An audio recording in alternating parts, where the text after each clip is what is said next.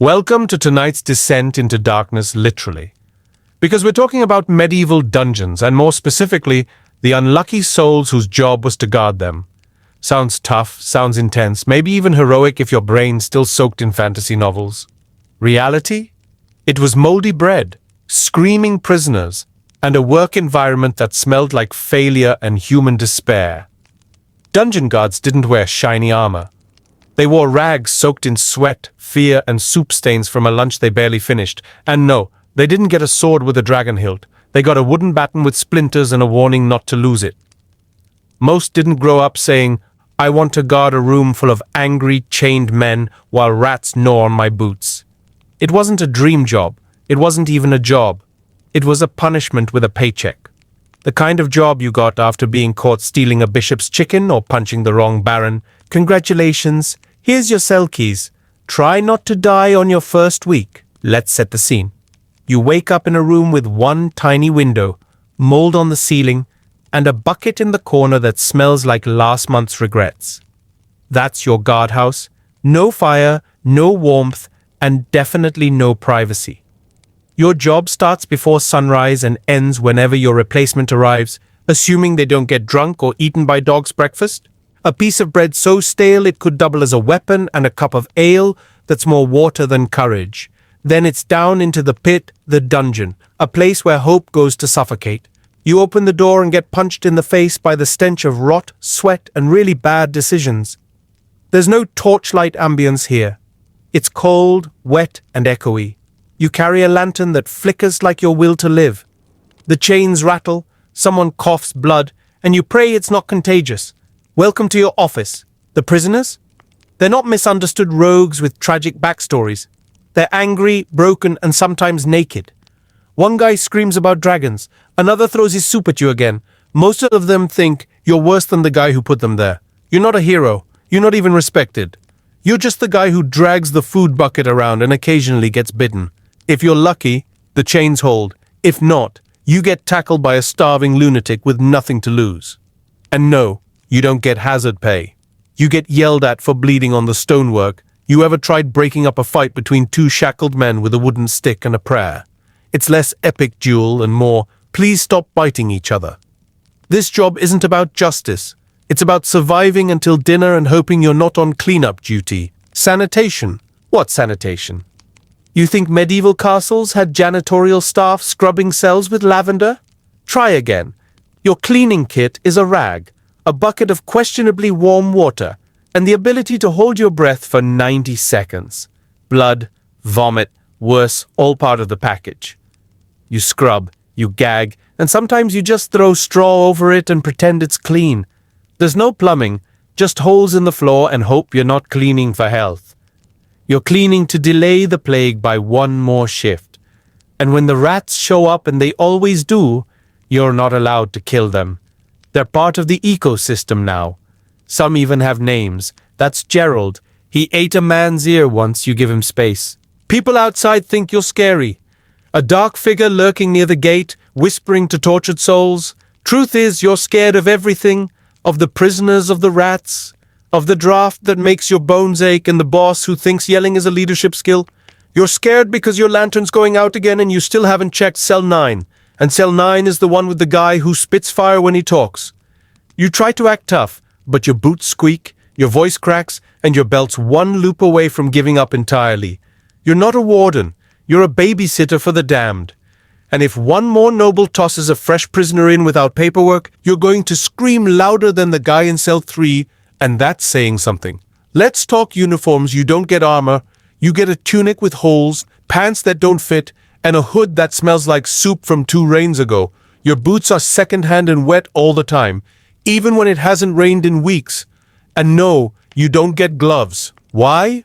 Because gloves are for archers and men with futures. Your hands are raw from rope burns, cell doors, and slapping stone walls when the lantern goes out. You've patched your shirt more times than you've bathed. And the last time you asked for new boots, your captain laughed until he choked. If a fight breaks out, you're expected to handle it with grit, guts, and whatever stick isn't broken this week stylish? Not unless rotting linen is making a comeback. Your boss? A former knight with a limp and a deep hatred for joy. He talks in grunts, smells like onions, and carries a whip he's not afraid to use on furniture, walls, or you. He thinks screaming solves everything. You ask for a torch? He shouts, "You report a collapsed tunnel?" He shouts, "You breathe too loud during roll call?" Guess what he shouts? He's not mean because he has power, he's mean because he's stuck here just like you. The only difference? He has a chair, a real one with legs. And while you're wrestling a man covered in his own regrets, he's above ground complaining about the soup being too thin. Management goals. Meals are an experience. And by experience, I mean a test of willpower and stomach lining. Today's lunch? Gruel? Yesterday's dinner? Cold gruel tomorrow? A surprise. But probably gruel. You eat standing up, next to the drain, while staring at a wall you've nicknamed the friendly brick. Sometimes you get meat if rats count. You don't savor the flavor. You chew fast and hope it doesn't move cutlery. That's a luxury. You get a wooden spoon with a crack and the faint taste of sadness. And yes, prisoners throw food at you. A lot. You learn to dodge faster than a castle jester during tax season. Night shifts are a whole different flavor of misery. The torches burn low, the screams echo louder, and every creak sounds like a ghost trying to file a complaint. You walk the halls alone, lantern in one hand, sanity slipping through the other. You check every cell, even the empty ones, just in case someone came back from the dead. It's happened before.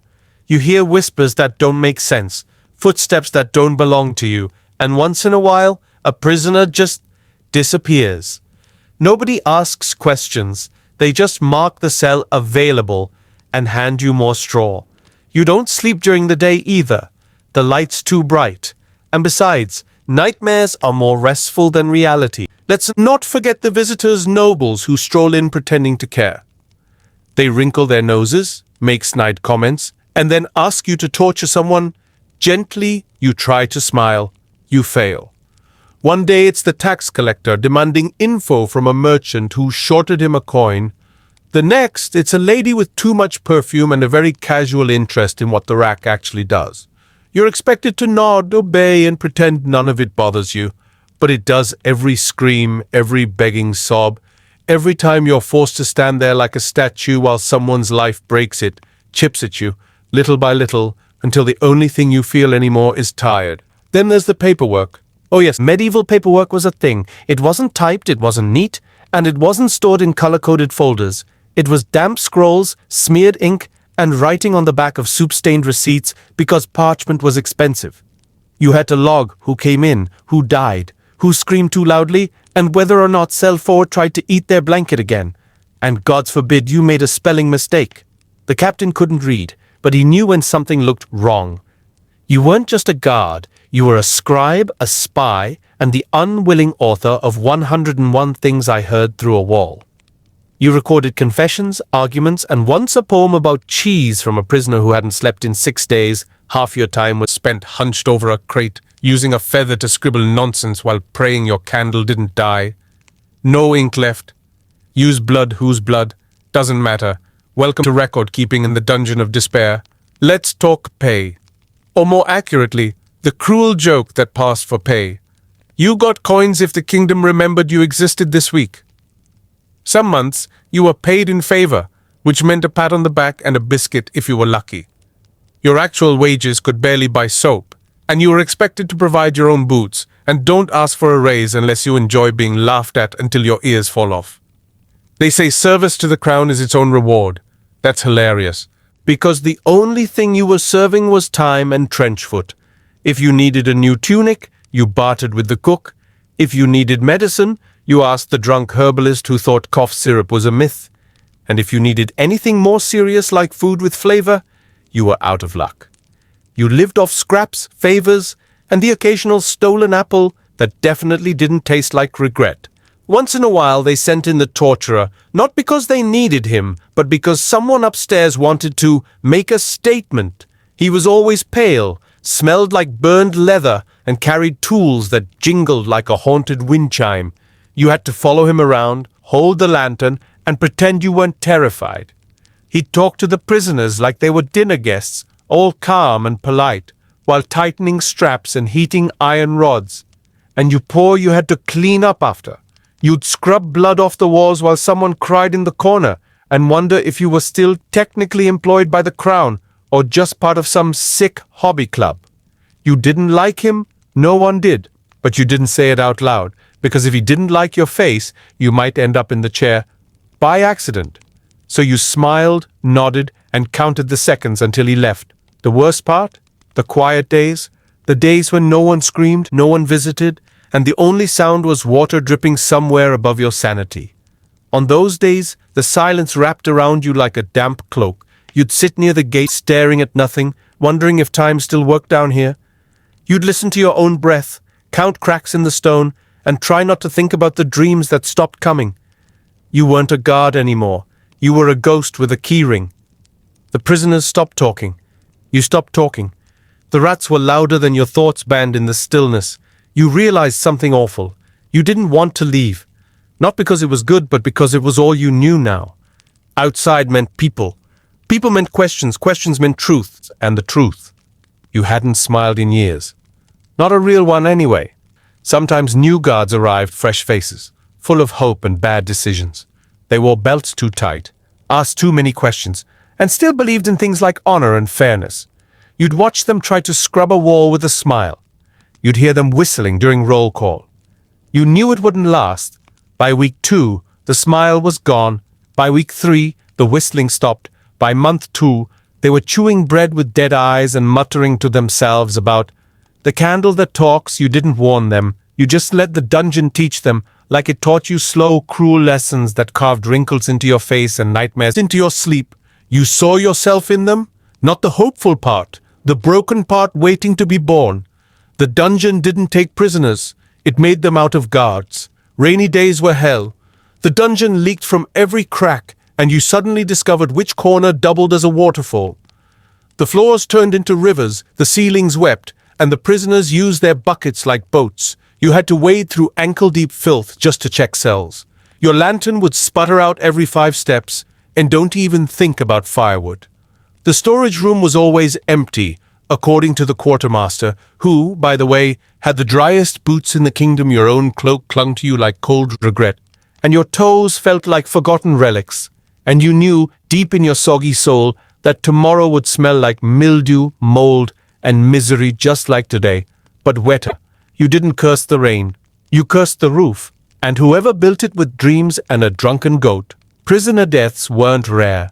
People rotted away in these cells like forgotten fruit. One day they were yelling about justice, the next they were a pile of rags and silence. When it happened, you didn't cry, you didn't pray, you got the shovel, you'd haul them out, cover the face with cloth, and carry the body through tunnels that always felt too long. You buried them in a pit behind the castle. No names, no markers. Just a mound and a muttered curse about back pain. Some guards whispered final words. You didn't, not out of cruelty, out of habit. After the first dozen, words felt pointless. The dungeon didn't need eulogies. It needed space.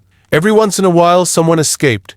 Not because of clever planning, but because some door didn't latch right or a guard fell asleep. You'd wake to shouting, torchlight, and the sound of boots thundering down the hall. You'd join the hunt, heart pounding, knowing full well the captain would blame you if they got away. Even if you weren't on duty, even if you were in the latrine, the prisoner, usually caught by sunrise, bloody and broken and begging to be brought back. The outside world was worse, apparently. That's the part that haunted you, not the escape. The fact they ran and still came crawling back. You didn't know if that made you lucky or next. One day, you thought about leaving, just walking away, dropping the keys, climbing the stairs, and never coming back. You even packed your things, a dry sock, your best spoon, and a carved pebble that looked like a cat. But when you reached the gate, the wind hit you like a question you couldn't answer. Where would you go? Who would hire you? What would you say at inns? Hi. I spent the last 10 years cleaning blood off dungeon floors and listening to ghosts cry through stone. No one wants to hear that. No one wants to sit next to it. So you turned around, went back down, and told yourself the stairs were too steep anyway. And then nothing. No dramatic ending, no final betrayal, just more days, more screams, More lantern oil running low and your knees aching in places you didn't know had bones. Life as a dungeon guard didn't end in fire or glory. It just continued. Until one day someone asked, "Hey, what happened to that guy who used to do the night rounds?" And no one remembered. You didn't get a send-off. You didn't get a tombstone. You became part of the dungeon. Another whisper, another shadow, another cautionary tale told to new recruits by men with tired eyes. That was your legacy, not a name, just a warning. The mirror started to vibrate softly, humming with an eerie resonance. Inside it, shadows twisted like smoke, forming incomplete reflections of Olivia's face. She reached out, fingers trembling as they met the cold glass. A sharp pain pierced her fingertip, as if the mirror bit her. Blood trickled down, and the glass seemed to absorb it eagerly. Suddenly, her reflection blinked while she hadn't. Olivia stumbled backward, clutching her hand in fear. The mirror's surface rippled like water disturbed by a drop. Her reflection stepped forward, smiling cruelly, eyes filled with malice. It wasn't her anymore. It was something pretending to be. The figure reached out from the glass with blackened hands, its fingers dragged across the surface, leaving behind scorch marks. Olivia screamed and slammed the wardrobe door shut over the mirror. The hum stopped, but her ears still rang with that unearthly sound. She ran from the room, heart racing like a drum of warning. Downstairs, her mother was still absent, and the silence was too complete. Every corner of the house now seemed to pulse with a sinister awareness. She tried calling out, her voice echoing but never answered. The chandeliers above began to sway, though there was no wind. Faint whispers tickled the edge of her hearing, impossible to understand. She turned and saw muddy footprints trailing across the living room floor. They weren't hers, and they were too large, too distorted to be human. They led into the kitchen, disappearing behind the pantry door. Swallowing her fear, Olivia approached the pantry with slow, calculated steps. As she opened it, the light flickered and then died. Inside stood a man with no face, his head tilted unnaturally to one side. He didn't move, yet his presence overwhelmed the space like poison. In his hand, he held a silver locket, her mother's. Olivia gasped, backing away, but the man took a single step forward, then vanished into thin air as if he were made of vapor. The locket clattered to the floor, its delicate chain twisting like a serpent. Olivia knelt and picked it up with shaking hands, opening it with care. Inside were pictures of her mother and father from years ago, but beneath the photos was a folded piece of paper she had never seen. She unfolded it and saw a crude drawing of the same faceless man. Beneath it, words scratched in desperate handwriting read, "He watches through the glass." The lights flickered back on suddenly, casting harsh shadows on the walls. Olivia felt watched, as though eyes peered at her from within the house itself. Her phone buzzed violently in her pocket, a notification from an unknown number. The message read simply, "He's behind you." She spun around, but saw only the reflection in the window glass. There he stood, inches from her, only visible in the reflection. She turned again, nothing. The air was heavy, filled with the smell of soil and decay. Her breath came in short bursts, fear controlling every movement. She knew then the house wasn't just haunted, it was alive. Each room now whispered to her. Doors creaked even when untouched. The hallway lights began to shut off, one by one behind her. She ran up the stairs, footsteps echoing louder than they should. In the guest room, she found old journals stacked in a dusty drawer. They were her grandfather's, filled with notes about spirits and rituals. Pages spoke of a mirror curse passed through generations of their bloodline. One passage was marked with red ink. "If it shows you yourself, run." Olivia now understood the mirror in her closet wasn't just a relic. It was a gate, a portal between worlds, one they had once sealed. She flipped the pages quickly, looking for instructions to stop it. A ritual was written out, but it needed a personal offering: blood, memory, and name. The page read in bold, shaking script. She had already bled, and the mirror had taken it. Could she offer her memories and her name to banish it? Her thoughts spiraled, but time was slipping like sand. That night, the house refused to sleep, Walls creaked like bones shifting. Every shadow stretched longer than it should, clinging to her movements. Olivia prepared the ritual as best she could with the supplies from the basement. Candles flickered even without air, glowing in shades of blue and green. She placed the mirror on the floor, its surface dark like deep water. She sat before it, cutting a lock of her hair and placing it beside the bloodied cloth. "Memory," she whispered, recalling her 6th birthday party in vivid detail. The memory seemed to slip from her mind like it had never happened. "Name," she said, and the room trembled at her words. The mirror pulsed, then cracked slightly as if reacting. From within it, her reflection started screaming, mouth open impossibly wide. The glass splintered and smoke poured out, swirling around the ritual circle. She held her ground, reciting the incantation from the journal. The reflection clawed at the inside of the mirror, desperate and furious. It wanted her name back, her blood back, her life. But Olivia kept chanting, voice growing louder with each word. The room spun like a carousel of nightmares, shapes crawling along the walls. She was no longer alone. Whispers turned to shouts, and shadows danced violently. A cold wind burst through the closed windows, extinguishing the candles one by one. Only the mirror remained illuminated, glowing from within. The creature inside slammed against the glass, warping its form. Her reflection's eyes turned to black pools, leaking tar. It roared in pain, the sound shaking the very bones of the house. The journal began to burn, pages turning to ash in seconds. The mirror's edges cracked and splintered, glowing brighter with each chant. Olivia kept repeating the last line, over and over, until her throat went dry. Then, in one explosive moment, the mirror shattered completely. Shards of glass flew like razors, slicing through air and cloth. The wind died down instantly, and the air grew still. In the silence, she looked around. The reflection was gone. But something in the house still didn't feel right. She gathered the broken pieces and wrapped them in cloth, burying them in the backyard. Her hands shook with each motion, but she finished the task before sunrise. The grass where she buried it turned gray and dry within moments. Birds stopped chirping near the spot, as if they sensed something still lingered. Inside, the house looked the same, but the energy had shifted. It was quieter now, almost apologetic, like a creature wounded. She found her mother asleep in her room, unaware of the nightmare that passed. When asked later, her mother remembered nothing of the past 2 days. Photos on the wall had changed in one. Olivia was missing entirely. In another, her face was blurred, like the camera couldn't capture her. She wondered what part of her the mirror had taken and whether it could ever be restored. But she knew she had survived, and the house had relented. For now, she had won, but it felt more like a truce than a victory. She decided to never speak of it again, until the night the mirror fragments began humming beneath the soil.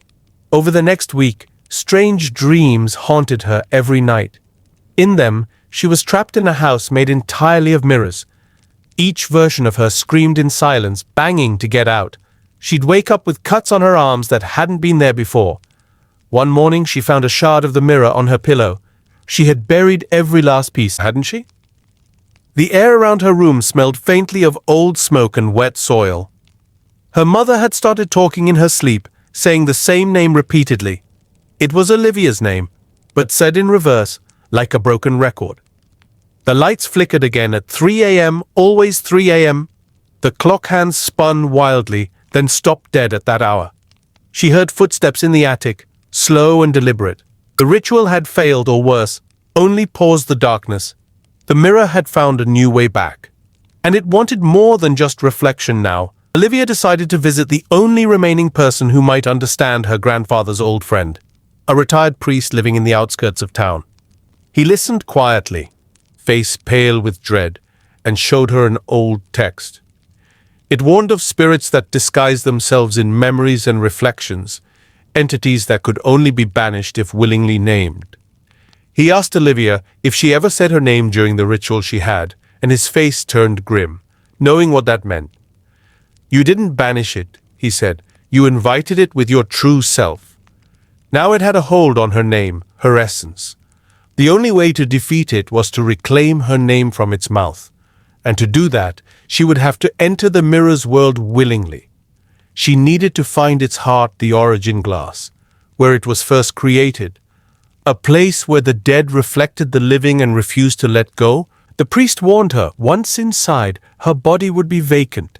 If she failed, something else would wake up in her place. She prepared for the journey, the way warriors prepared for war salt in her pockets, iron around her neck and chants engraved in memory. At midnight she poured water across the old wardrobe's mirror frame. The water shimmered, and the mirror's surface swirled like a black whirlpool. Her reflection stepped aside, gesturing her in like a mocking hostess. Heart thundering, Olivia stepped through the glass. It felt like falling underwater, but colder and without the comfort of air. On the other side, she found herself in a hallway of endless mirrors, each one showing a version of her life, some happier, some horrifying. She walked slowly, searching for the mirror that held her name. Shadows followed behind, whispering doubts and fears she'd buried long ago. At the far end she saw a cracked, glowing mirror inside it. Her name floated like smoke, held between hands of shadow. She approached, whispering the name backward as the priest taught her. The shadow screamed and lunged, but Olivia was faster. She grabbed her name with both hands, and the glass exploded in white fire. Aisha's trembling hand reached for the candle she had dropped earlier. It had gone out, but she felt strangely compelled to light it again. She struck a match, and the flame flickered wildly before stabilizing. The moment it lit up, she saw the footprints again, fresh, wet, and leading upstairs. They weren't hers, they were too large, too wide, and seemed to vanish mid-step.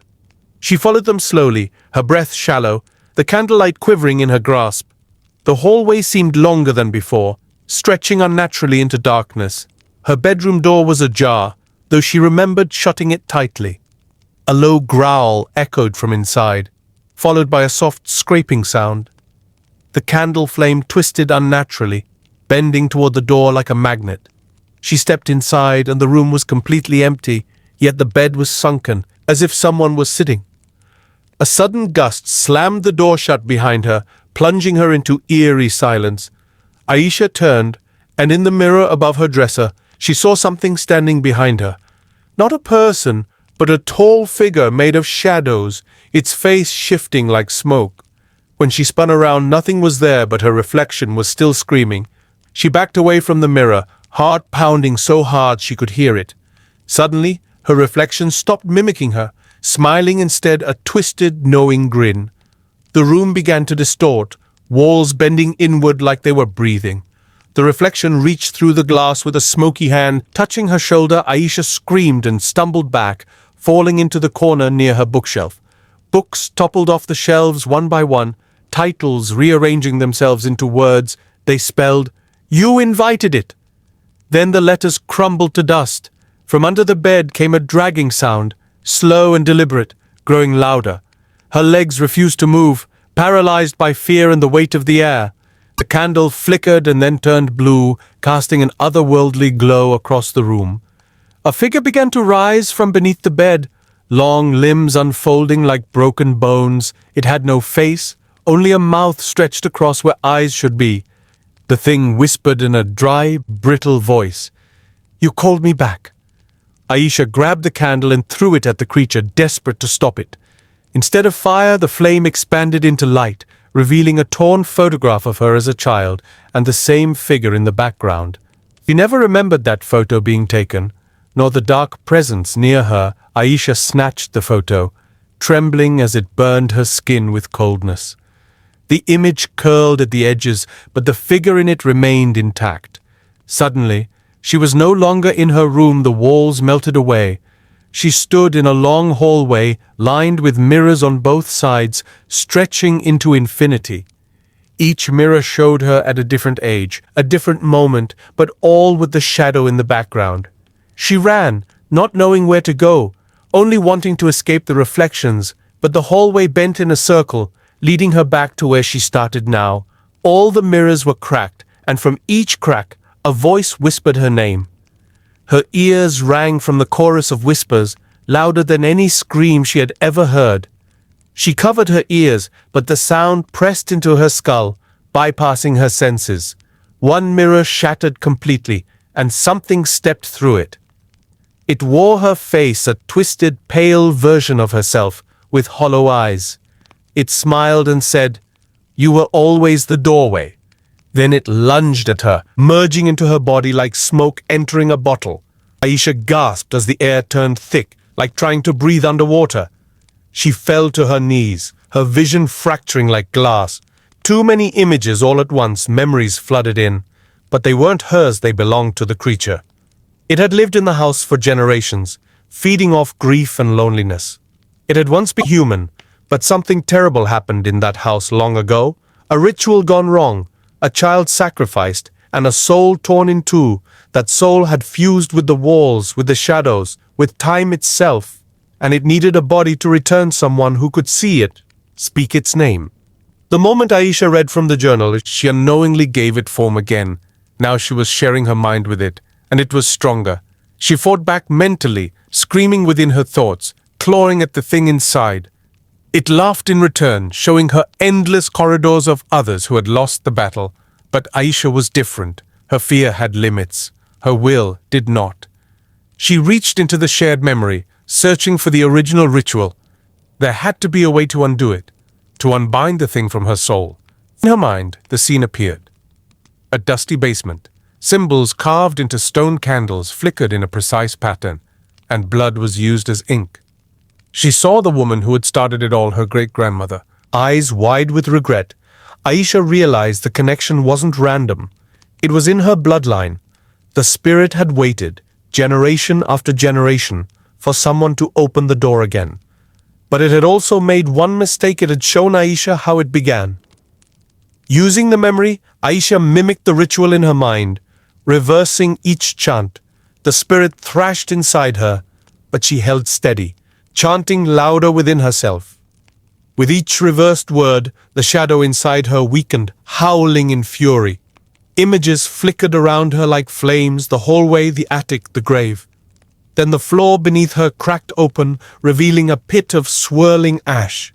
She was no longer afraid. She pushed the spirit toward it with all her mental force. The thing screamed, trying to hold on, whispering false promises of power and safety, but she ignored it, throwing the cursed photo into the pit with it. The moment it fell, the screaming stopped and the pit closed like a wound healing shut. Aisha opened her eyes and she was alone, kneeling in the center of her room. Everything was quiet again, eerily quiet. Her room looked the same, but it felt different, lighter somehow. The candle had gone out, and the blue flame was gone. She checked her mirror. Her reflection was normal, matching her movements. The bed was smooth, the windows closed, and the door slightly ajar. She stood up slowly, every muscle sore, her body exhausted. The cursed journal was gone, replaced by a blank notebook on her desk. She walked toward it cautiously, unsure if it was another trap. But when she opened it, the pages were clean except for one line, written in faint red ink. "You chose not to be the host." She shuddered, unsure if it was a warning or a message of survival downstairs. The house felt warmer, less suffocating, like it had let go of something. She stepped out into the hallway, glancing toward the attic door. It was shut, nailed, and sealed as if it had never been opened. Still, she couldn't help but wonder, had she really ended it? Days passed, and Aisha resumed her routine, though she never felt quite the same. She stopped hearing whispers, stopped seeing shapes in reflections. Her sleep returned slowly, though always with dreams of fire and shadows. She avoided the attic, refused to even glance at the ceiling. She tried to throw out the notebook, but it always appeared back on her desk. Each time, it had the same sentence, "You chose not to be the host." Eventually, she began writing in it herself, journaling what had happened. It helped her make sense of the impossible, helped her stay grounded. One night, as she wrote, a single line appeared beneath her last sentence, not written by her, and not there the moment before. It said, "But one day, someone else will." She froze, her pen dropping onto the floor, heart pounding again. She looked around, everything still. But something felt closer. The air had shifted slightly, like a breath held just behind her. Aisha didn't turn around. She simply closed the notebook, blew out the light, and whispered a name she swore never to speak again. That night, the house slept, but Aisha didn't. She stayed awake in her bed, feeling watched from the corners. Every creak of the wood made her skin crawl. Every shadow looked alive. She told herself it was over, that she had won, but doubt grew like mold. At 3:17 a.m., the exact time the first whisper had ever reached her, she heard something. A single knock at the attic door, slow, deliberate. She covered her ears, chanting the reversed words again, desperate to block it out. No whisper followed, no shadow moved, but the air felt heavier. She stayed still until sunrise, only moving when birds began to sing. When she opened her eyes, the notebook was gone from her desk. It now lay on the attic steps, open to a page she didn't recognize. Written in her own handwriting, it said, "Some doors never close. They wait." Her heart dropped as she realized something awful. The thing hadn't left it, had simply learned to wait longer, and she was now part of its story, forever woven into the house's curse. Determined to break the chain once and for all, Aisha made a choice. She called in a team of experts, historians, spiritualists, and priests. They examined every inch of the house, every symbol, every trace. One of them, a woman from a forgotten sect, confirmed her fears. "This is not a haunting, it's a cycle. The house is a mouth that feeds." To truly end it, the source had to be found, the bones of the child sacrificed. Aisha guided them to the basement, the place from the vision.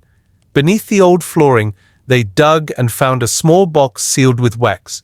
Inside were bone fragments, a cloth doll, and a name burned into wood. That name matched the one Aisha had whispered in her dream years ago. The ritual was performed with salt, fire, and ancient prayer. As the flames rose, the house screamed not physically, but in vibration. Walls shook, mirrors cracked, and the air tasted of rust and ash. Then silence returned, deeper than any before the curse had broken. The house finally exhaled, a long breath held for generations, now released. Aisha moved out the next day, not looking back once the house stood empty, abandoned, but no longer hungry. She donated the journal to a secret archive for supernatural records years past, and she never returned to that town, never even drove by. She became a writer, turning her experience into fiction, never naming names. But every now and then, she would dream of the mirror hallway. She would wake up covered in sweat, heart pounding, eyes darting around. She kept a candle by her bedside, just in case. Once, while speaking at a college event, a girl approached her quietly. "I saw it too," the girl whispered, "in a different house. Same eyes, same grin." Aisha's blood ran cold, realizing the truth. It wasn't about the house. It never was. It was about the name, the invitation, and the echo it left behind.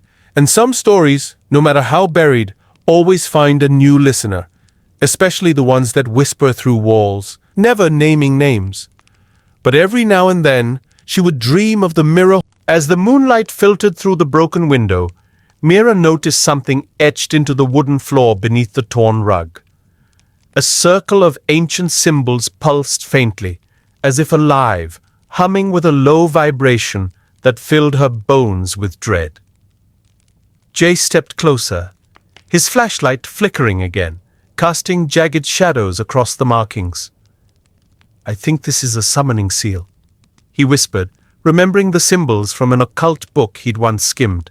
Suddenly, the circle glowed brighter, and the air turned thick and electric, like the room itself was breathing. The floorboards beneath them began to tremble ever so slightly, dust rising in slow spirals from the cracks. A whisper curled up from the floor, not from a voice but from the space between the words of the chant etched in the seal. Mira reached out cautiously, her fingers trembling as they hovered just above the glowing carvings. A cold wind burst upward from the floor, lifting her hair, making her eyes sting. Jay pulled her back just in time as the circle hissed, and a black hand reached out of it, fingers long and thin like dried roots.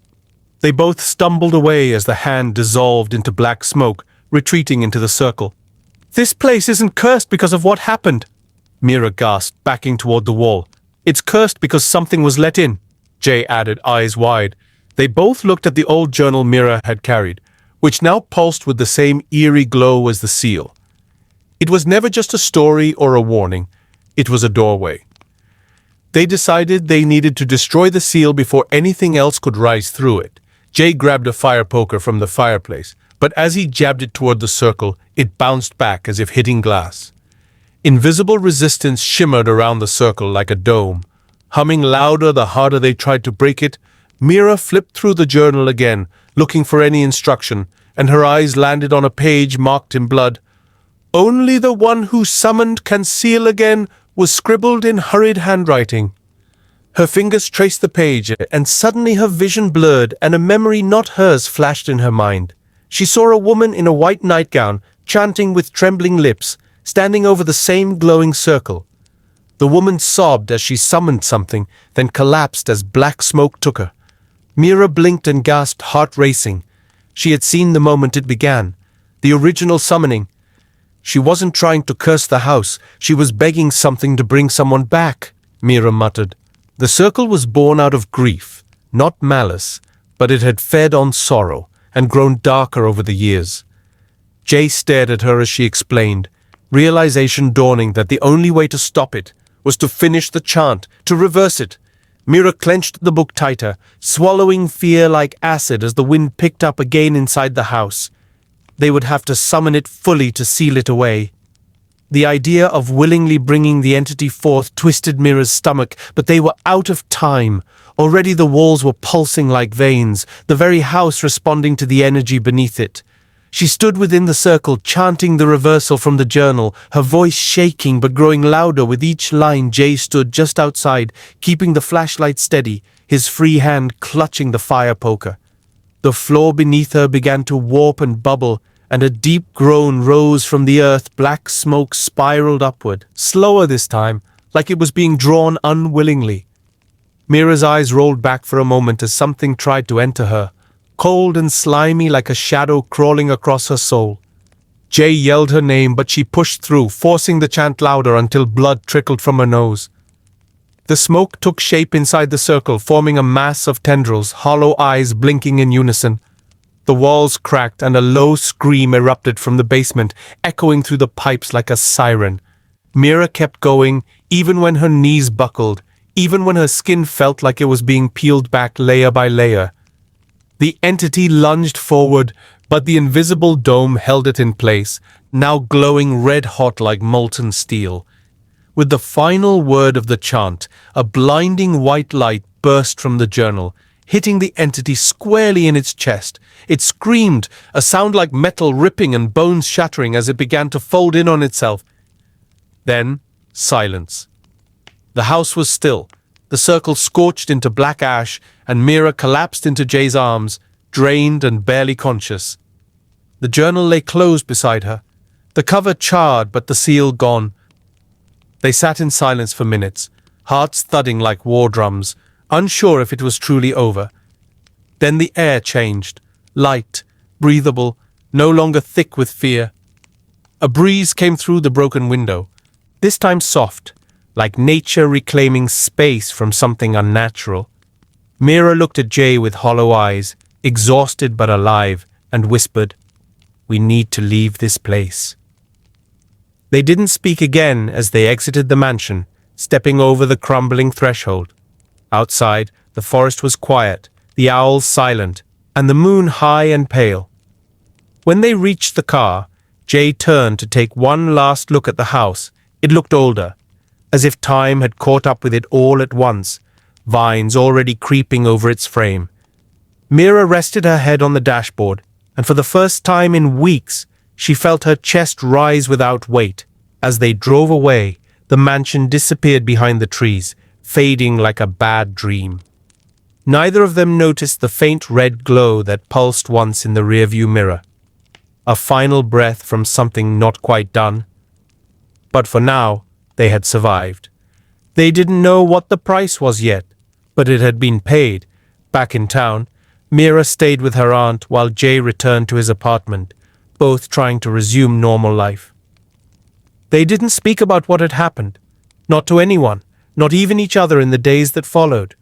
But every night, Mira dreamed of the circle and the chanting, and of something watching her from behind the veil. The journal was locked in a box under her bed.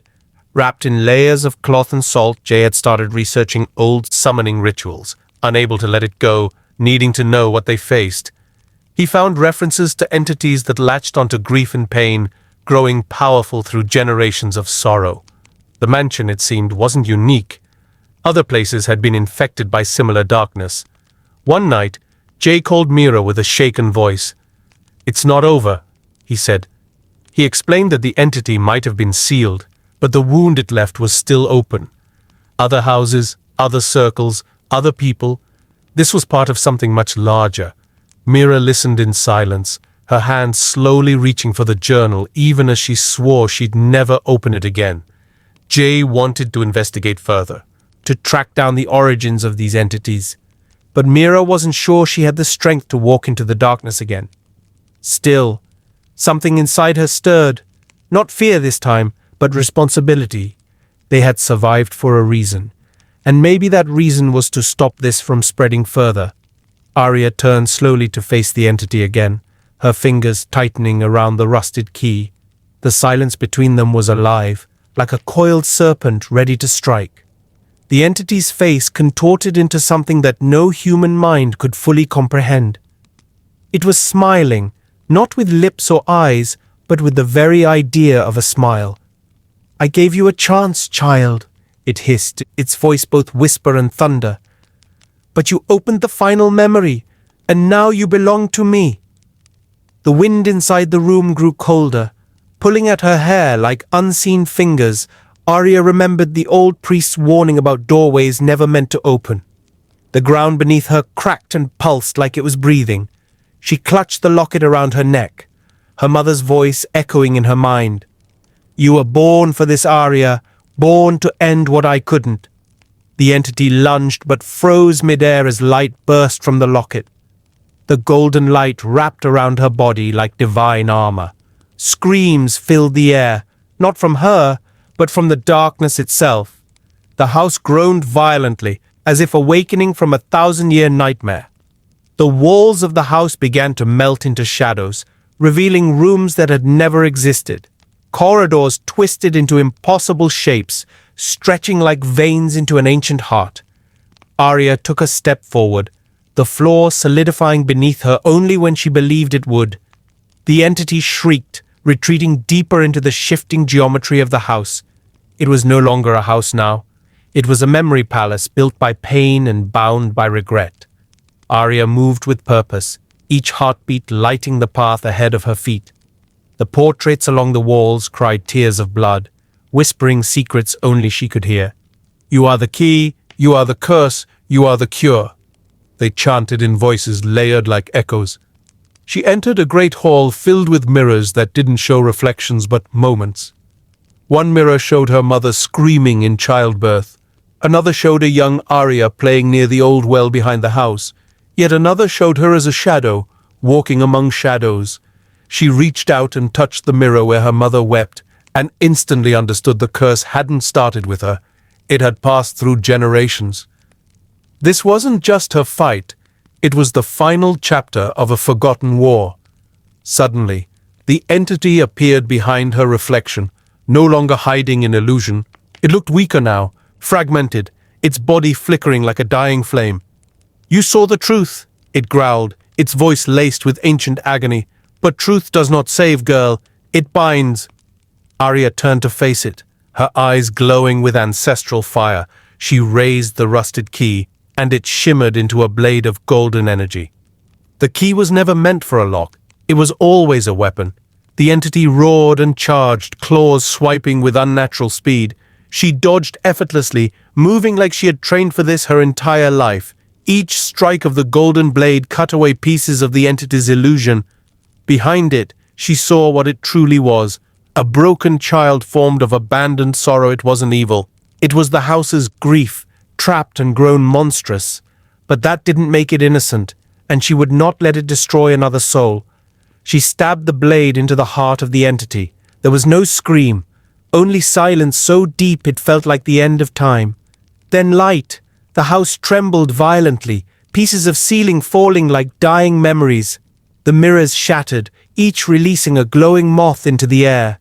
Spirits long trapped by the curse floated upward, smiling at her in silent thanks. Arya fell to her knees, exhausted, the blade vanishing from her hand. The locket around her neck no longer glowed. It had done its part. In the quiet aftermath, the walls began to fade into mist. The structure that had haunted generations dissolved into a field of white roses. Arya stood, breathing deeply, letting peace sink into her bones. She looked up at the sky, blue, bright, free. She had undone what had been done long before her. But the memory of the house remained carved into her soul. It was gone, but the lesson was not. Some places are built not from brick and wood, but sorrow and secrets. She whispered a thank you to her mother and turned to walk away. For the first time in years, the wind felt war back in the village. They found Arya walking from the forest, covered in dust and silence. Her eyes held stories no one could understand, and her lips carried a tired smile. The old priest bowed his head, tears in his eyes, knowing the curse was lifted. Children could now play near the woods without fear of vanishing. The air around the village felt lighter, like a weight had finally been lifted. No one asked her what she had seen inside that house. They only knew she had returned when no one else ever had. She didn't stay in the village long. Some truths are too heavy for ordinary places. Arya left one morning before dawn, leaving the locket buried under the old willow. It would bloom golden flowers every spring, a reminder of what was healed. Legends were born from her silence and carried on by the grateful. They called her the girl who ended the whispering, the one who turned the house of shadows into a field of light. But Arya never returned, not because she was afraid, because she had become the keeper of endings. As the wind howled louder through the broken windows, Arjun held the rusted lantern tighter in his hands. The flickering flame cast shadows on the peeling wallpaper. Dancing like ghosts of forgotten memories, Maya stood behind him, clutching her grandmother's shawl that now seemed to hold a strange chill. A staircase appeared at the end of the hallway, spiraling downward into pitch-black darkness. Neither of them remembered seeing it before, despite walking through the mansion several times. The air turned thick with moisture, as if the house itself was sweating from fear. They exchanged glances, silently agreeing to descend, driven by a force beyond reason. Each step creaked under their weight, echoing like screams in a cavern. The further down they went, the colder it became, until their breath turned into visible mist. Faint whispers rose from below, incoherent and layered in dozens of voices. Arjun's fingers brushed against the walls and felt carving symbols etched deep into the stone. The whispers became clearer with each step, names being chanted in a language they couldn't identify. Suddenly, the stairwell opened into a massive underground chamber illuminated by green fire torches. At the center stood a well, ancient and sealed with chains and talismans. Something inside it pounded against the lid, as if begging to be released. Maya's knees buckled slightly at the sound, but Arjun steadied her, both stunned and terrified. The green flames flickered violently, casting monstrous shadows that stretched and writhed across the walls. Painted all over the room were murals of people with hollow eyes performing a blood ritual. The well emitted a low growl that didn't sound human, nor animal, but something in between. Suddenly, one of the talismans on the well snapped and disintegrated into black ash. They heard a screech rise from within the well, high-pitched and furious like metal grinding against bone. A chill ran through their spines as the room's temperature dropped further with a sudden gust. Maya noticed a scroll lying near the altar, wrapped in human hair and sealed with wax against her instincts. She picked it up and unrolled it, revealing a ritual to bind the sleeper again. It warned of the sleeper's return, a being who fed on forgotten souls and broken memories. The scroll said the house was a vessel, built to trap the sleeper and absorb those who wandered in. Arjun whispered that they were already part of its sacrifice. The house had chosen them. Maya's hands trembled as she read the final line. Only blood willingly given can seal the breach again. Before they could react, the lid of the well cracked open slightly, and a skeletal hand pushed through. The chamber trembled, and dust rained from the ceiling like the house itself was about to collapse. The chains binding the well snapped one by one, each with a deafening clang that echoed through the cavern. Maya screamed as the skeletal hand reached out further, its fingers stretching unnaturally long. Arjun dropped the lantern and grabbed a jagged shard of wood from the altar. The scroll began to glow in Maya's hands, burning her palms, but she refused to drop it. The green flames now turned violet, illuminating symbols all around the chamber that began to pulse. The well was opening wider, revealing a face with no eyes, no mouth, just endless black void. Suddenly, the murals on the walls bled, red liquid dripping from painted eyes and mouths. The sleeper's presence infected the air, thickening it like tar and making it hard to breathe. Arjun stepped forward and sliced his palm open, dripping blood onto the scroll, invoking the ritual. Maya followed, pressing her bleeding hand to the ancient stone in front of the well. The chamber responded with a high-pitched screech, as though protesting their defiance. The well's lid slammed halfway shut, resisting the force trying to pull it open from below. From the shadows emerged dozens of ghostly figures, past victims of the house. They surrounded the well, chanting in the dead language, aiding Arjun and Maya's blood offering. The air began to glow with violet light, and the symbols pulsed violently in sync with their heartbeats. The well's skeletal hand was now burning, disintegrating slowly into ash and bone dust. The ghostly figures kept chanting, their eyes glowing, their translucent hands held toward the well. Arjun and Maya collapsed to their knees, their blood still spilling onto the stone floor. The sleeper's roar shook the entire underground chamber, making the walls crack and groan. The scroll dissolved into white fire, the words flying up and wrapping around the well like chains. With a final scream, the sleeper's hand was yanked back into the well by unseen forces. The lid slammed shut completely, and the remaining talismans reformed instantly. Brighter than before, silence followed, absolute and crushing, as the green flames slowly died out. The ghostly figures faded, smiling now, their souls seemingly released from centuries of imprisonment. Arjun and Maya breathed heavily, barely conscious but aware the evil had been sealed again. The chamber's walls began to shift, and a stairway of light appeared behind them. Too weak to stand, they crawled toward it, each movement a battle against exhaustion and pain. The light pulled them upward, through the collapsing mansion walls and into open air. They found themselves outside, in the cold grass under the moonlight. As the house behind them burned, the fire crackled but made no smoke, consuming only the cursed structure without touching the forest. Maya wept silently, not out of fear, but release, while Arjun held her and stared at the glowing ashes. They had survived the house, but the scars it left would remain for the rest of their lives. In the weeks that followed, Arjun and Maya stayed away from people, struggling to explain what happened. Doctors called it psychological trauma, and the police found no evidence the mansion ever existed. But the burns on Maya's hands and the scar on Arjun's palm told a different story. At night, they would wake up from the same dream, the sleeper calling from the well.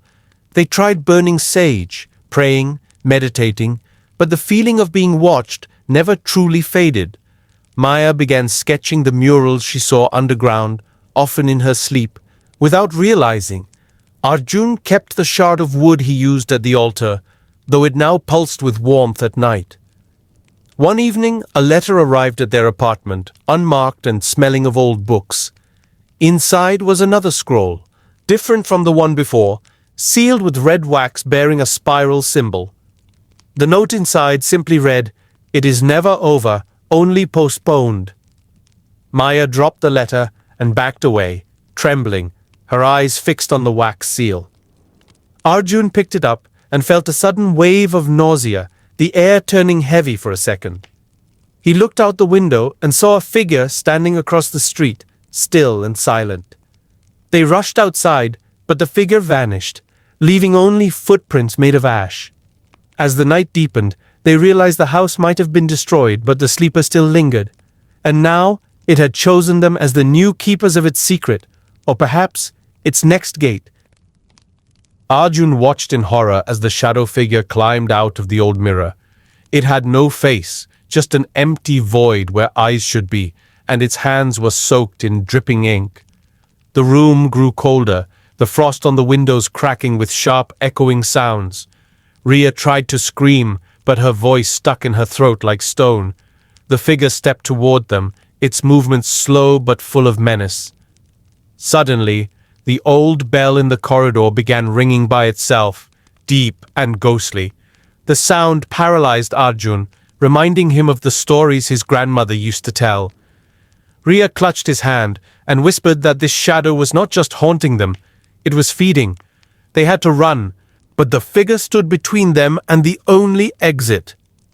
It raised its hand, and the floor below them began turning black, like ink spreading in water. From that darkness, skeletal arms began to crawl upward, clawing at their ankles. Arjun acted fast, grabbing the candle and hurling it at the mirror. There was a flash of light, and the figure screamed, not in pain, but in rage. The mirror cracked, the arms retreated, and for a moment the shadow vanished into the air. But Ria knew it wasn't over, because her reflection was still staring at her with a smile. They ran upstairs to Arjun's room, locking the door with trembling hands. Ria paced while Arjun flipped through the old journal he had stolen from the basement. The pages whispered as he turned them, symbols glowing faintly in red. He found a passage titled, "When Shadows Wake," and his heart sank. It described a ritual that must never be performed, yet somehow they had done it unknowingly. Everything they did since entering the house, the blood drop, the old mirror, the name whispered, was part of it. They had awakened a Vyatha, a sorrow spirit born from a woman's violent death. The journal said she was once a servant here, falsely accused and sealed into the walls. Her last breath turned into eternal vengeance, and the house became her prison. Ria read aloud that the only way to escape her wrath was to finish what she couldn't. Justice had to be served, truth had to be revealed, or the cycle would repeat forever. Suddenly, the door rattled violently, and the knob began turning on its own. A soft female sobbing filled the room, and the walls began to bleed. The mirror on the opposite side began to shimmer again, calling them. Arjun whispered, "If we don't finish this now, we'll never leave." The next morning light never came, only a dull grey that hovered like ash in the sky. They hadn't slept, only stared at the mirror and the bloodied walls, thinking what to do next. Arjun remembered the sealed brick wall in the basement, behind the old painting. He believed that was where she had been buried alive, the origin of her rage. They climbed down with a flashlight and a hammer, the air thick with decay and regret. Ria pushed aside the painting, revealing a strange blood mark shaped like an eye. They began tearing at the bricks, every strike echoing like a drumbeat in a tomb. It took hours, but eventually they uncovered a small skeleton wrapped in a red sari. A rusted nameplate dropped beside it, reading Champa 1894. Ria's hand trembled as she picked it up and whispered her name softly. For the first time the house grew silent, no whispers, no rattling, only stillness. A letter, preserved in glass, was hidden behind her remains. It proved she was innocent. They had proof now, and with it, the means to end the curse. They lit a fire, burned the letter into the air, and read her name with love, not fear. The mirror didn't crack or scream this time. It simply faded into a smooth, blank surface. But something still lingered, a breath on Ria's neck that whispered, "Not yet." They thought they had ended it, that peace would return, but the house had more secrets. That night, the floorboards outside their door creaked, soft like someone pacing back and forth. Arjun woke to find the walls covered in writing, words scrawled in ink. "Find the others." They didn't understand until they opened the closet and found old photos taped to the back. Each picture showed a different family, smiling, unaware, all from different decades. The last one was dated 1965, and in the back was the same shadow figure, almost invisible. Ria realized the spirit had been repeating her story with others, trapping them endlessly. This wasn't about just one death. It was a cycle of injustice and forgotten victims. They weren't the first to see her, and if they didn't finish the story, they wouldn't be the last. In the attic, they discovered a metal box containing old testimonies, torn pages, and news clippings. All the stories were similar. Falsely accused women, buried truths, unfinished justice. They had to write it down, tell the world, let the house's story finally be known. Ria began typing their findings, while Arjun documented the mirror's transformation. As they did, the air became lighter, and sunlight peeked through the cracked windows. They felt something lift, a silent nod of approval, and the mirror shimmered gold. Still, they didn't celebrate yet, because one page remained unread in the journal. The last page of the journal held a warning. If you document her pain, you must never abandon it. It meant their role didn't end with survival. They were now the keepers of her memory. Arjun and Ria published the truth as a book, titled The Ink in the Mirror. The house was sealed, but they knew its power wasn't fully gone. It was only resting. They received letters from strangers who claimed to have seen similar shadows in old homes. Each story carried the same cold silence, the same unspoken guilt in the walls. Their book became a sensation, but they never chased fame, only justice. Ria kept the cracked mirror hidden in her closet, wrapped in red cloth. Sometimes she'd hear whispers late at night, not in fear, but as a reminder. They visited the house once more, placing Champa's nameplate at the gate with flowers. The air didn't feel cursed anymore, just quiet, like an old wound finally healed. Arjun looked back at the broken steps and the faded door, and whispered a silent goodbye. He knew the mirror still remembered everything, and so did he. As they walked away, the wind carried a voice, not angry, not broken, but finally at peace, and behind the dusty attic window, the shadow watched no more, it simply faded. The darkness in the forest began to tremble as the monks' chanting grew louder and more resonant. An ancient wind stirred the leaves, not with a breeze, but with a breath that seemed to come from beneath the earth. The boy watched in silence as the circle of salt and ash around the monk flickered with an invisible force. From every shadow, shapes began to crawl forth, thin, tall, human-like but hollow in the face, like puppets without eyes. They didn't walk, they floated, twitching at odd angles, as if time moved differently for them. The monk opened his eyes wide and raised both hands as a beam of silver light exploded upward from his body. The apparitions stopped at the edge of the circle, unable to cross, their mouths open in silent screams. Then the boy noticed something behind them, a much larger shadow with glowing red eyes and limbs that dragged like smoke. It was the true entity that had cursed the village, the one even spirits obeyed out of fear. It stepped forward, and the very trees bent backward as if terrified. The boy took a step toward it, his feet guided not by bravery but by a strange pull he couldn't resist. The monk shouted, "Don't leave the circle!"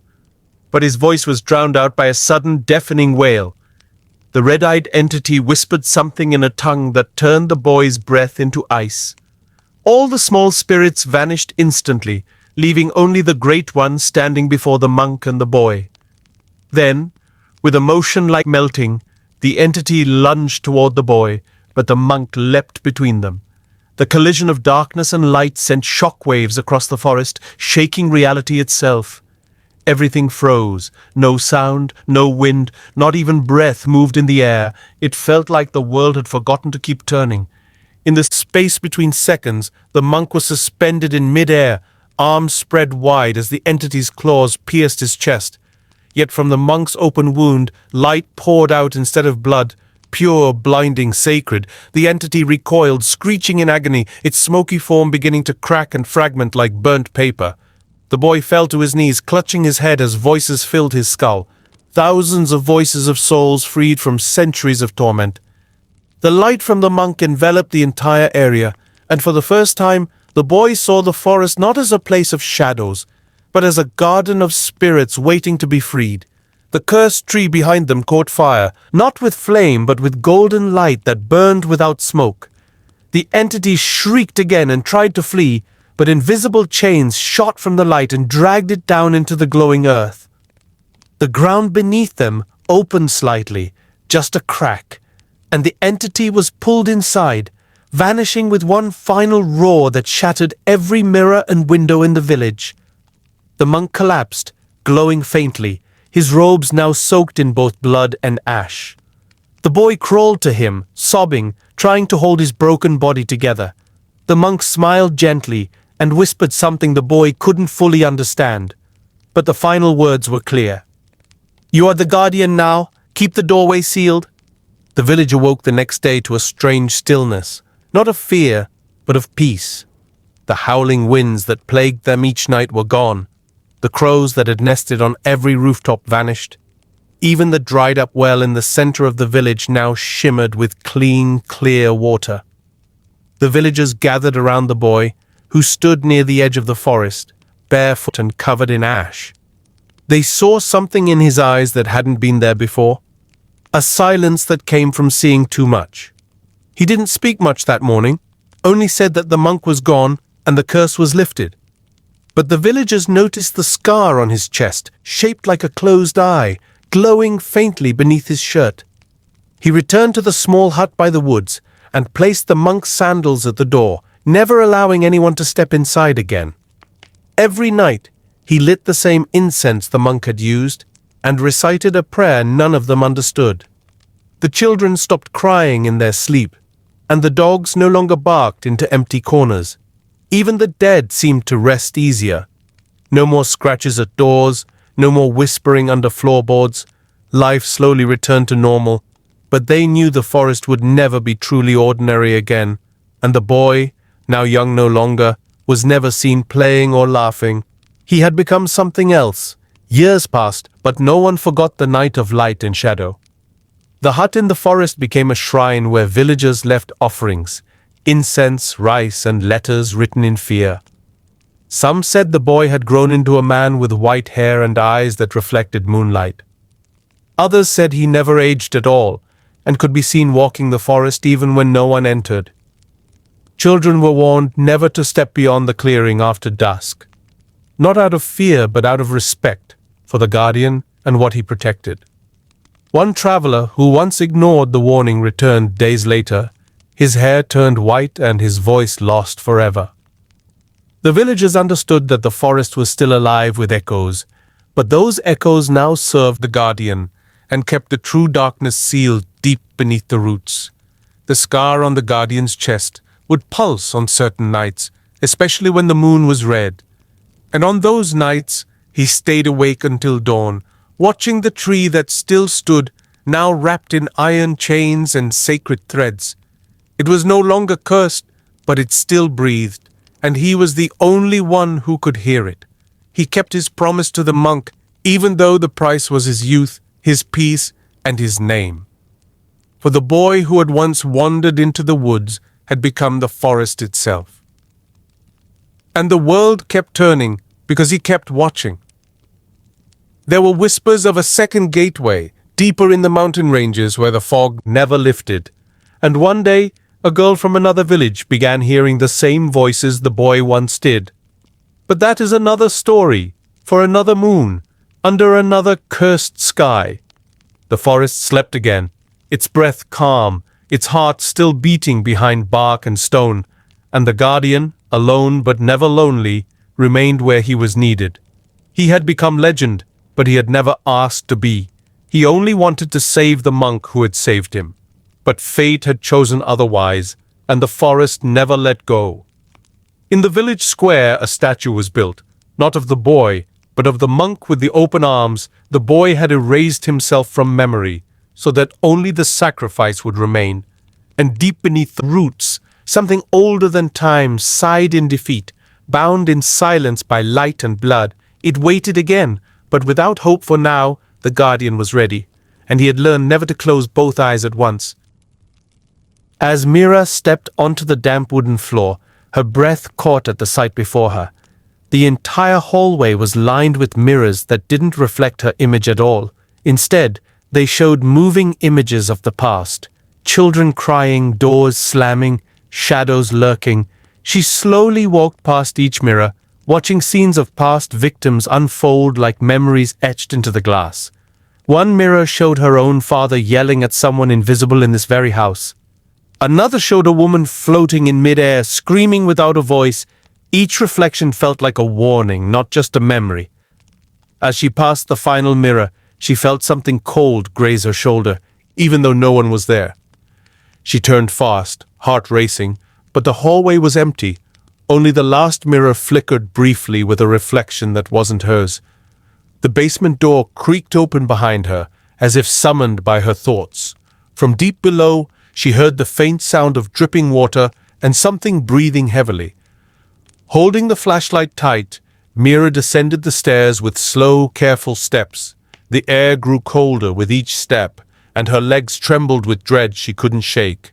Halfway down, the flashlight flickered and then died completely, plunging her into darkness. She paused, whispering to herself to stay calm, to focus on her breath. The breathing sounds below became louder, more guttural and beast-like.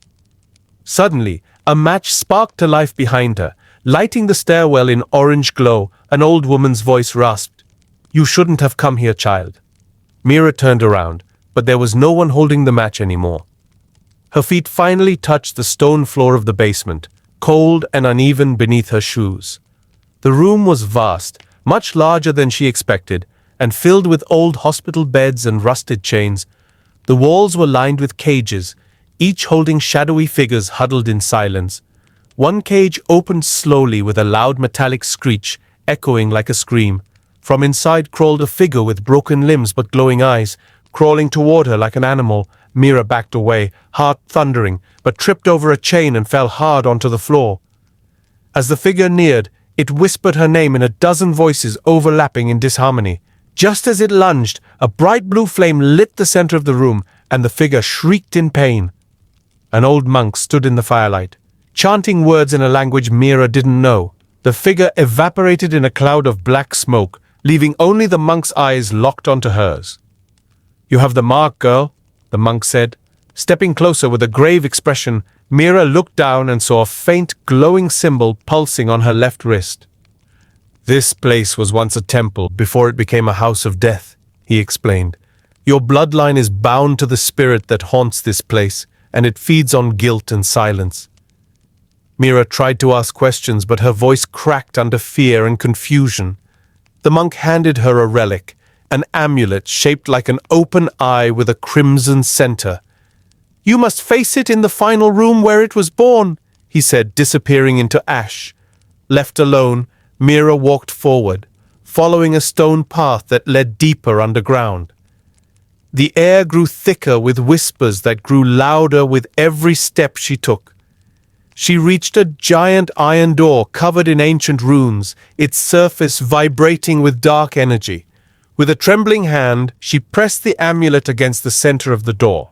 A violent pulse shot through her body, nearly knocking her back as the door began to open.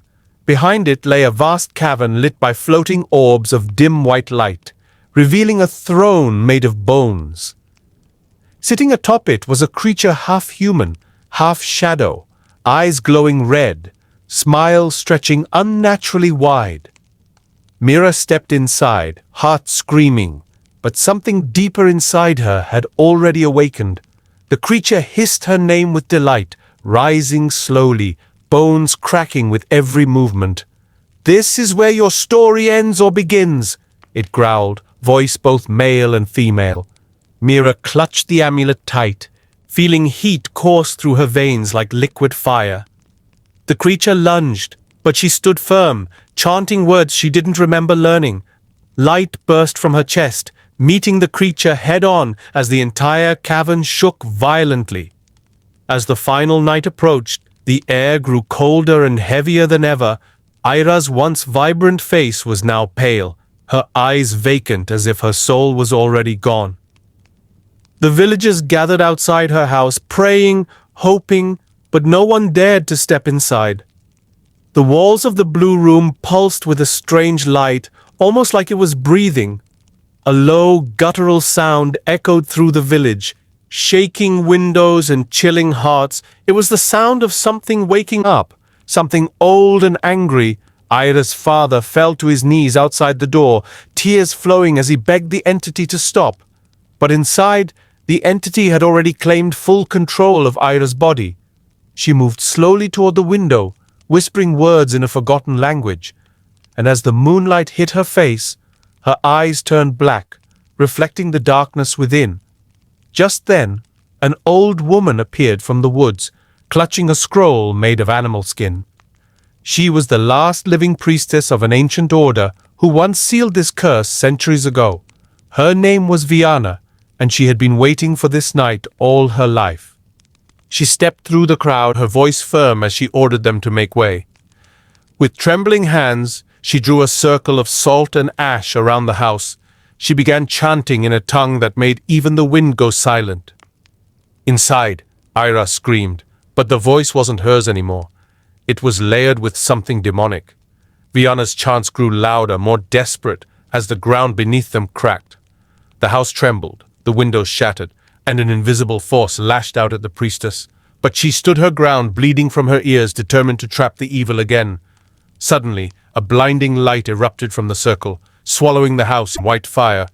The villagers shielded their eyes as a wave of wind pushed them all backward. When the light faded, Ira's house stood in complete silence, burned but still standing. The blue room was no longer blue. It was gray and lifeless. Stripped of its curse, Viana collapsed to the ground, her body limp, but her face peaceful. Inside, Ira lay unconscious, free from possession, her chest rising slowly. Her parents rushed in, hugging her, crying, thanking the heavens for returning their daughter. The villagers stood in stunned silence, still unsure if the evil was truly gone, but in their hearts they knew they had witnessed something ancient and terrifying. The curse had not been broken completely, it had only been sealed again. In the days that followed, Viana was buried with honor near the sacred banyan tree. Ira recovered slowly, but she never spoke again, her voice lost to the entity forever. The house remained, though the blue paint had completely peeled off the cursed room. No one dared repaint it, nor did anyone enter it after nightfall. Stories spread across villages about the girl who survived the shadow in the window. Children whispered about the priestess who walked into hell and came out victorious.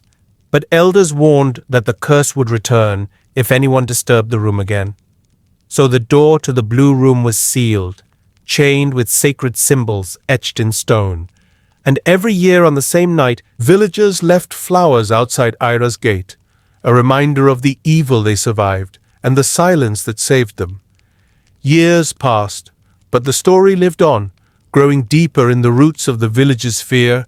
New generations were warned never to look into windows after sunset, and if they ever saw a pale hand wave from a room with no light, they must never wave back.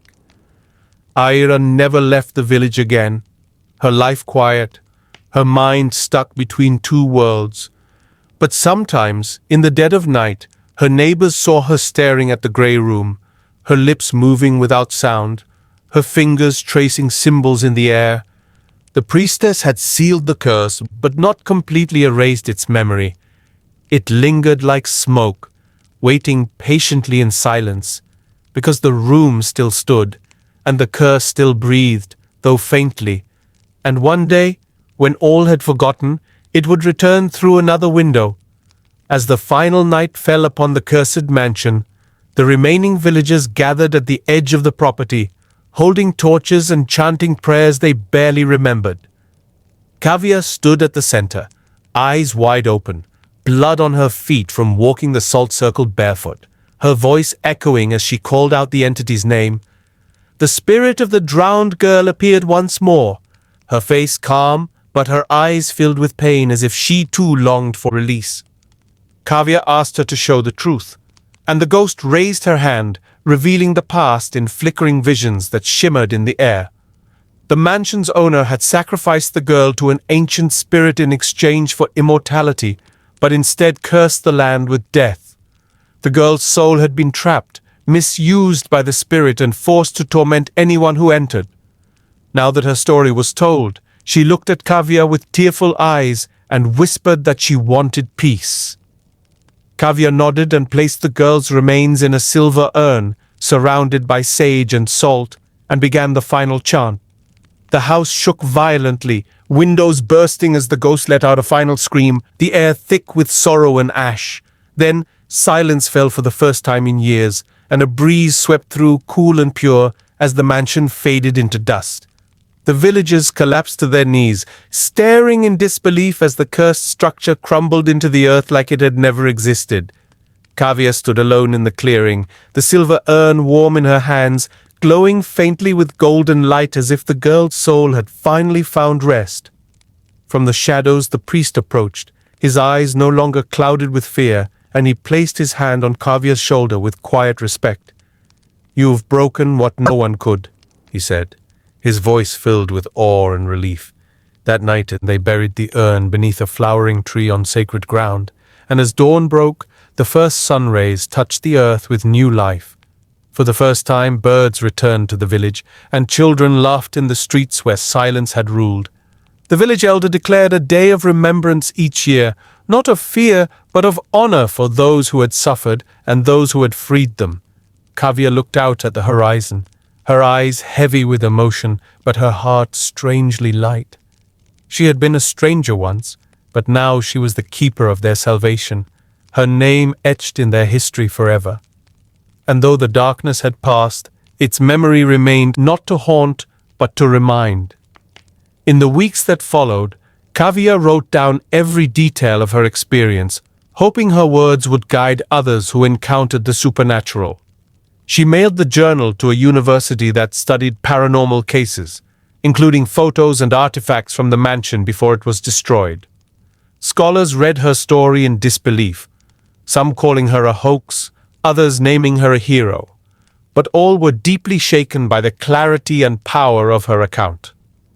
Kavya refused interviews, quietly returning to her quiet life in the hills, carrying a single scar from that night across her wrist, where the spirit had grabbed her. At night she sometimes heard the wind whispering, but it was no longer angry, no longer lost. It was soft, grateful, a voice saying thank you in a language older than time. Children from the village often came to her for stories, sitting by her fireplace as she spoke of ghosts, bravery, and truth. She taught them not to fear the dark, but to understand it, to listen, and to respect what lies beyond. And when she looked at the sky, she smiled, knowing that the drowned girl's soul had become a part of the stars. Peace had returned, not only to the village but to her own heart. 1 year later, a young man from a nearby city arrived in the village, holding Kavya's journal with trembling hands. He had read it cover to cover, each word calling to something deep inside him, a past trauma he couldn't explain. When he met Kavya, he fell to his knees and asked her if she could help him find the spirit that haunted his dreams since childhood. She studied him in silence, then nodded slowly and told him to sit, to begin from the beginning. As he spoke, the shadows in the corners of the room flickered, not with fear but with attention, as if listening. The cycle had begun again, not in fear but in healing, in understanding the unseen. Kavya had not escaped the supernatural. She had become a bridge between worlds. In her quiet home, she kept candles, charms, and journals for those who would come after, seekers of truth and light. Each visitor left changed, not always healed, but aware, stronger. The village that had once been cursed had now become a sanctuary for those touched by spirits. And Kavya, the girl who once searched for her missing brother, had become a legend. Years passed, and Kavya grew older, her hair silver, her steps slower, but her mind sharp and her heart steady. On the anniversary of the mansion's fall, the villagers gathered with candles and flowers, walking the same path she once had. They sang songs of courage, of the girl who faced the ghost, of the spirit who finally found peace. Children lit lanterns and floated them into the sky, each light a prayer for those lost and those found. Kavya sat by the tree where the urn was buried, smiling at the laughter around her, the peace she helped restore.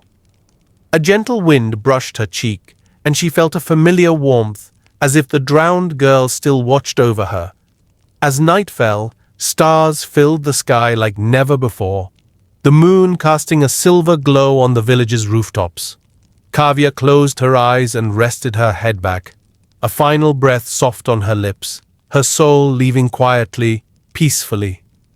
In the morning, they found her smiling beneath the tree, hands folded and flowers blooming all around her. The legend of the cursed mansion ended with her, and a new story began, one not of fear, but of light that never fades, the end.